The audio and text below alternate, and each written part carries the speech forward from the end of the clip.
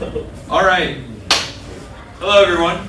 Welcome to part one of some amount of parts series on neural networks that will eventually culminate in you all understanding how large language models work. So I talked a little bit about perceptrons already, but this lesson will be kind of an intro into the most basic form of a neural network. So I want you all to look at the screen, pay attention. Who is that? Mystery Step. All right. How do you know it's Mystery Step? So you've seen his face before. Someone else. Facial recognition software in your brain.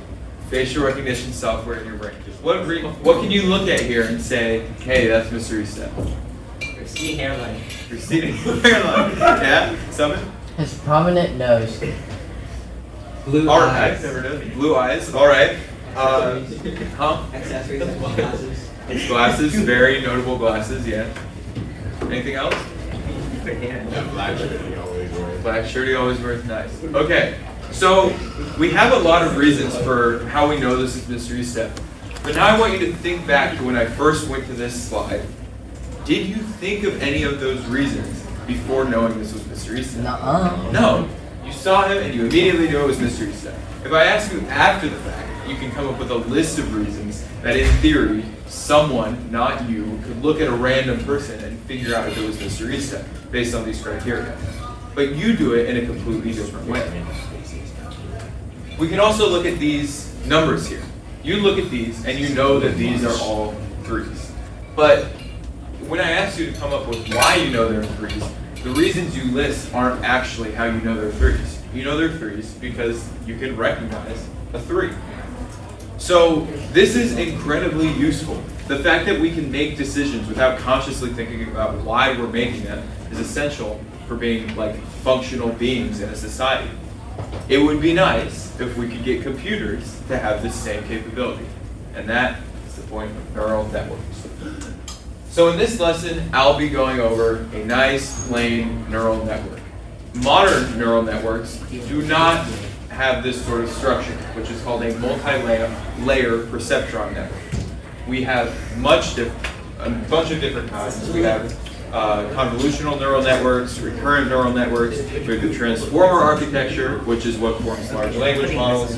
But for this lesson, we're just going to be looking over the basics, which is a collection of neurons arranged into an input layer, some amount of hidden layers, could even be zero, and one output layer.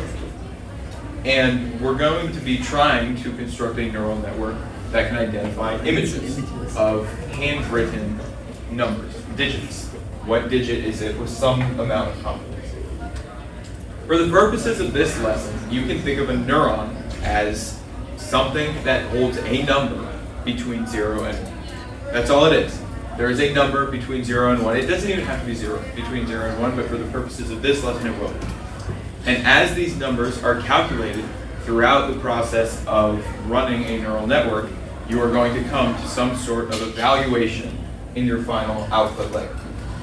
So we have these images of handwritten digits. How could we get them into a neural network of this architecture? What would be the easy way to do it? You can honestly kind of tell by looking at this image. Pixel color, not color. Not details. One specific pixel in this black and white image that we have. What is the one piece of information that each pixel represents? Close. Black to white. What is that? Simple word, guys. Brightness. Brightness. The brightness of each pixel. Each pixel in a black and white image only has one value associated with it, and it's the brightness. Now in an actual image that you have saved to your computer, this is not between 0 and 1, but mapping it to a range between 0 and 1 is trivial. So we take our black and white image, and we identify from each of those pixels a number to pass into the input layer, to treat as the input layer for our multi-layer perceptron neural network. Goes right in here. We're going to order all these pixels of our image, which is 28 by 28 pixels in this data set. So we have 784 input neurons in our input layer. we'll map the brightness values to between 0 and 1. Now, why do you think this output layer has 10 neurons? Think back to what the purpose of this network is. Why are there 10 neurons in this output layer? 10 digits. Yeah. So each neuron in this output layer is going to correspond to a digit that the model is guessing. What does the model think that that image is? A 9. And it's how confident? Very, very confident. The activation strength of these neurons in the output layer is what corresponds to a confidence level for what the model is guessing. What about in this image? We don't have the input image. What is the model guessing is the digit inside of the image? Yes? Isn't it between like a 4 and a 9? It's between a 4 and a 9. About equal, right? It doesn't know for sure. So there are also some amount of hidden layers inside of this multi-layer perceptron architecture. There can be 0. For extraordinarily simple tasks, you don't need any hidden layers. But think about what we're trying to do here. We're trying to take an array of pixels, pretty much, and guess what digit is inside of it. If we simply do some transformation of the input layer to the output layer, we're not going to have enough complexity contained inside of that network to reliably identify digits. So if I ask you, just like I asked you about mystery step, what do you see there that makes you think that's a 9? And go through the actual reasons in your head. I know you look at it, you think it's a 9. You don't actually have to come up with reasons in your head to identify that. But if you were to come up with reasons, what would it be? Little circle on top. Little circle on top. What else? And the tail on the right side. Tail on the right side where? Right of the circle. Yeah, up or down? Oh, lower. Uh-huh. Any other things? Pretty much that being the only stuff, like it's not like completely colored in. It's not completely colored. That is a very important point that now I won't have to specify later. Good job bringing that up. So we would hope, if we were to manually design this network, that these hidden layers would be able to recognize those values. So let's start with our output layer. Our output layer is going to have some level of confidence with these numbers. Let's say that if the network is going to confidently say that the input image is a 9, it will have seen both that loop we talked about in kind of the upper middle and the long line in the bottom right coming off from that loop. What about an 8? Well, maybe it identifies a loop on the top and a loop on the bottom. A 4, it identifies this long tail, but also a line over here, and also that line down there. So where in our network could we expect these features to be looked for? If they are what are directly deciding our output layer, where could these features possibly be identified if we go back to the structure of our network? Which layer? Yes? Hidden layer? The hidden layers, which one? Maybe like second to last one. Second to last one, that's right. Because those features are feeding directly into what digit is being guessed. So maybe this neuron right here, the activation strength of it between 0 and 1 encodes for a loop in the top middle of the input image. Maybe this one encodes for a shape right here in the input image. All of these are going to be weighted in some way to give us an output value in each of those output neurons. What's important about this architecture and what makes it so effective in some cases and ineffective in others is that every single neuron is connected to every other neuron in the preceding layer and the following layer. So this neuron right here, the very first pixel in our input image, is connected to every single one of our 16 neurons in our first hidden layer. Do we think that's important? The very first pixel of this image, if we were to take these, lay them out in a line, which is what we're having to do here, how important is that first pixel?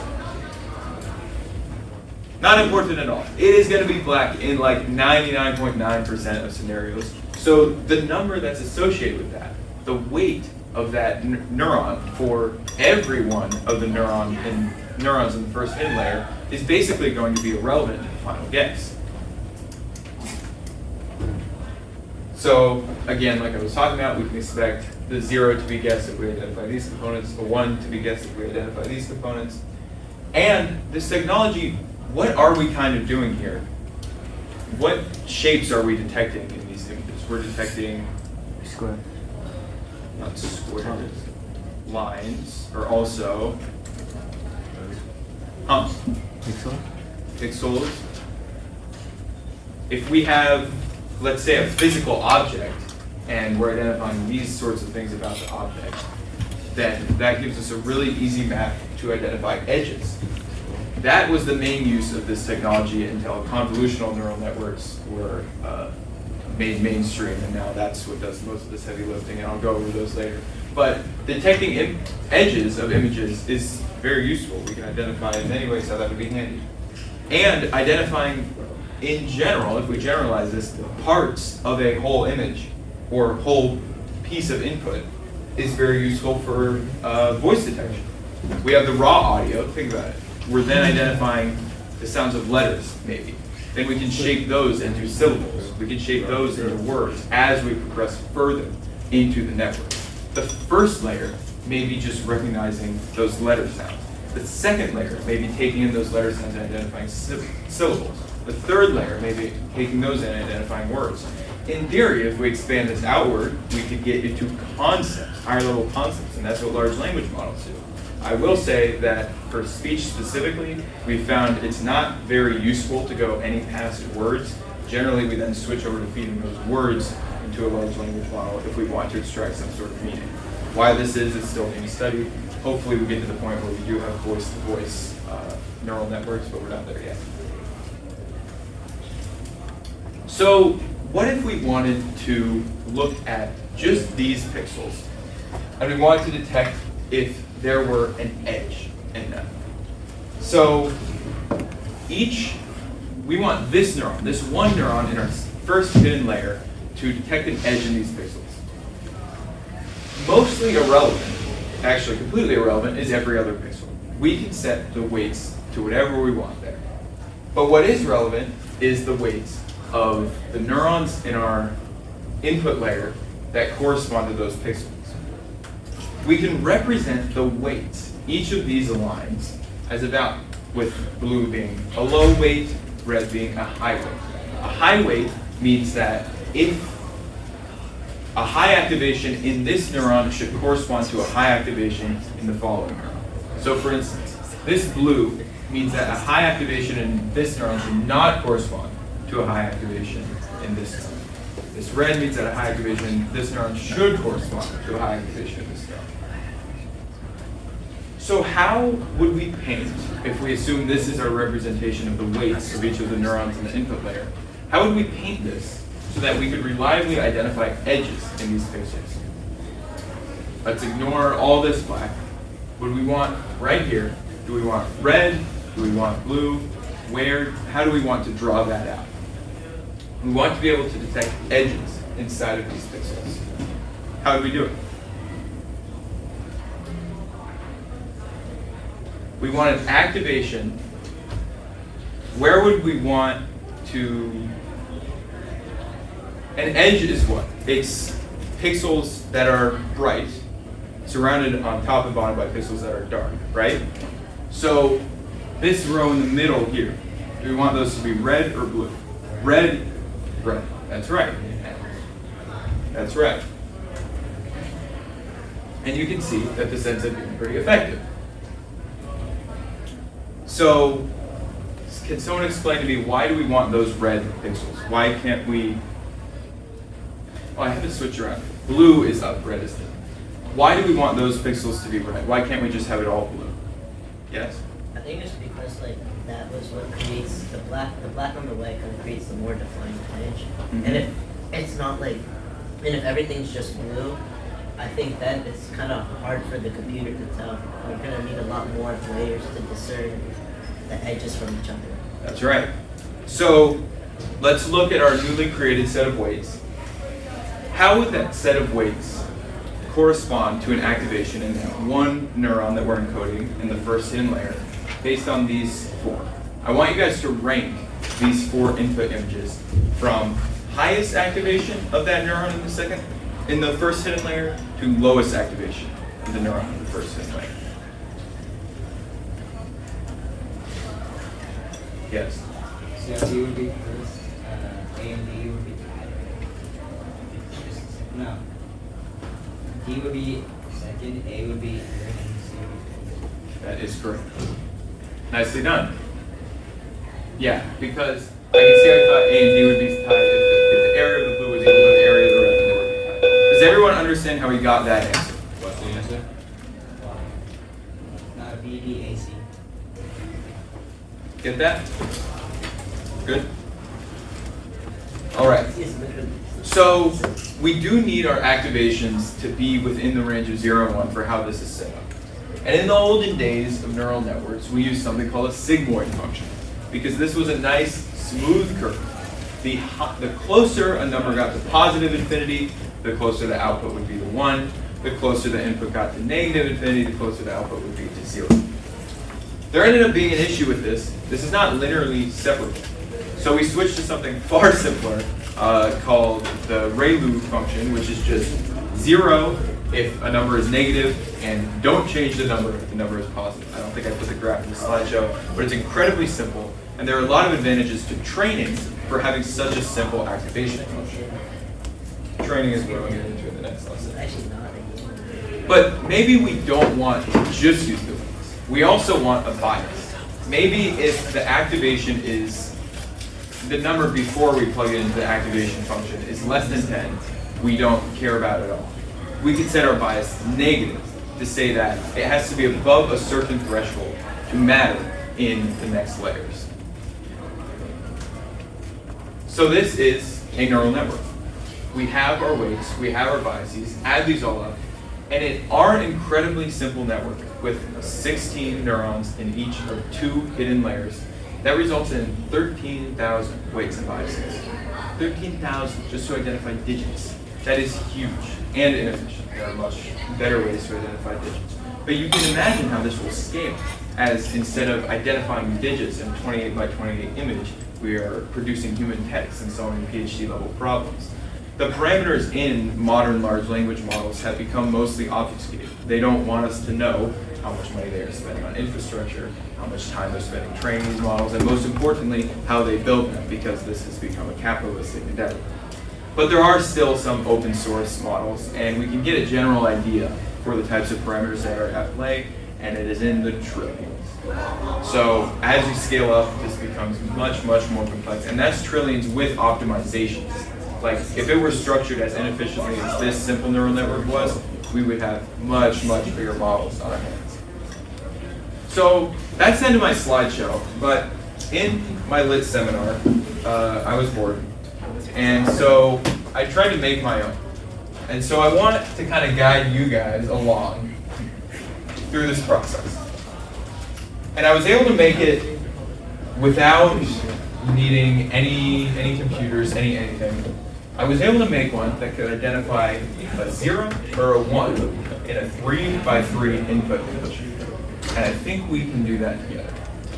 So let's say this is my input image. We're going to divide it into 9 pixels. How would you draw a 1 with 9 pixels? There are a few different answers here. Just the middle views, all right? Anyone have any different ideas? Yeah? The left. The left 3 going down. The left 3 going down. That is not allowed because for this multi-layer perceptron network, we are assuming that the images are centered. So if we were to center that 1, it would be exactly the same as this. And just the bottom 2 in the middle, or the top 2 in the middle. Bottom 2 in the middle or top 2 in the middle, all right? That we would probably say is a 1, and this we would probably say is a 1. Give me some other ideas. Yeah? One, right? I don't know something like a line going horizontal. Is that allowed? That's not a 1. Yeah, but like, it's a rotator. No rotation either. Yeah? Like the top left is also covered. Yes, top left is covered in. Some people write 1s like that, right? The bottom 2. Bottom 2 are covered in. There we go. Now we're getting to what I want. All right. These are all the ones I could think of reasonably writing a 3 by 3 written. So now let's do our zeros. And I say zeros with an S, even though I shouldn't, because what is the only way to make a zero in a 3x3 grid? All the edges. Zero. So, let's see if we understand how a neural network works. We have this image. How many neurons are going to be in our input layer? 9. Correct. 1, 2, 3, 4, 5, 6, 7, 8, 9. So now we have to map these pixels to those input images, to those input neurons. So how do we do that? What's the logical way to do that? 1, 2, 3, 4, 5, 6, 7, 8, 9. We all agree with that? 1, 2, 3, 4, 5, 6, 7, 8. Now, we have to do the important part. I have chosen to use 0 hidden layers, which means what is my next layer going to look like? No. What are we identifying between? 0 and 1. So 2, correct. 1, 2. Now, based on what we know about a multi-layer perceptron network, how many connections are we going to have here? 18, correct. These 9 are going to be connected to this one, and these 9 are going to be connected to this one. I would draw all those out, but it will get a little cluttered. So now we have to use our dinky little human brains and set the weights manually. So we have the 0 here. Let me also draw out another grid that will turn into our reference 1. And we're going to start with the most basic of 1s. So I'm going to say that this number is going to be the weight right here, and this number is going to be the weight right here. That's how we're going to write it out, because labeling all those lines will not look good. So let us set this weight together. This is going to signify a 0. This is going to signify a 1. What do we want this very first weight to be, looking on our reference images? The higher the weight, the more an activation in this neuron will correspond with an activation in this neuron. 0.5. All right. 0.5. And what should this one be? Just look at our references for now. We can go over and tune it later.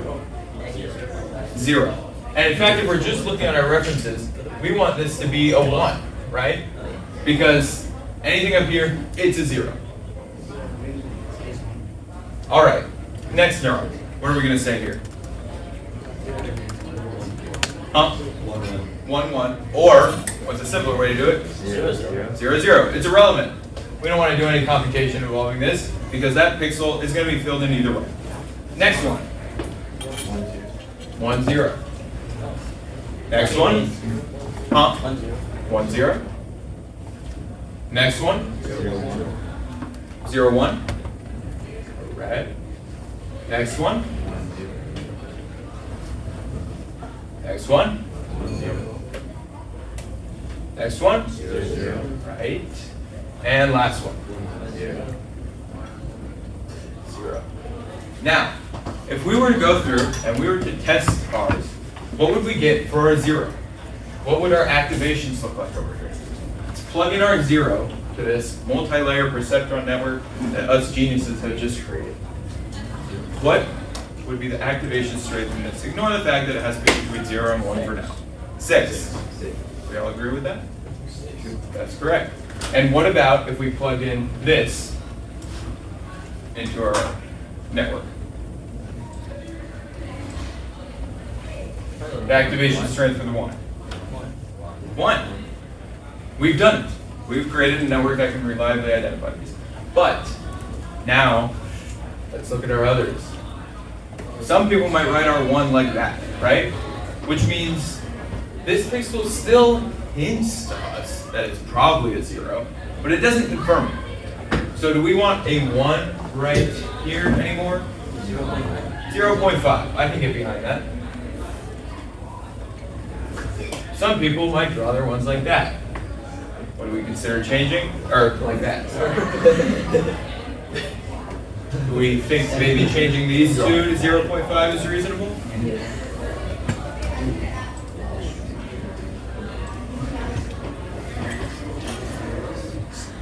we now have a network that can fairly reliably, actually, as far as I can think, as long as you're not doing anything crazy in the spots, perfectly identify a 0 or a 1 in input image.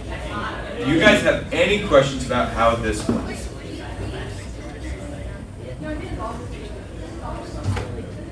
Do you feel like you can do this yourself for like a 2 and a 4? 2 and a 4. Two's not hard enough for everybody. 4 and all right, instead of a 1, we've got a 4. Let's try that.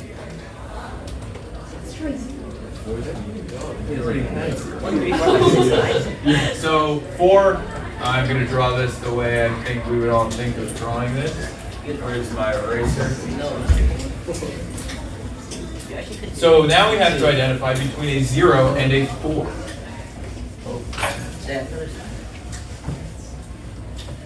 Do we think we can do this?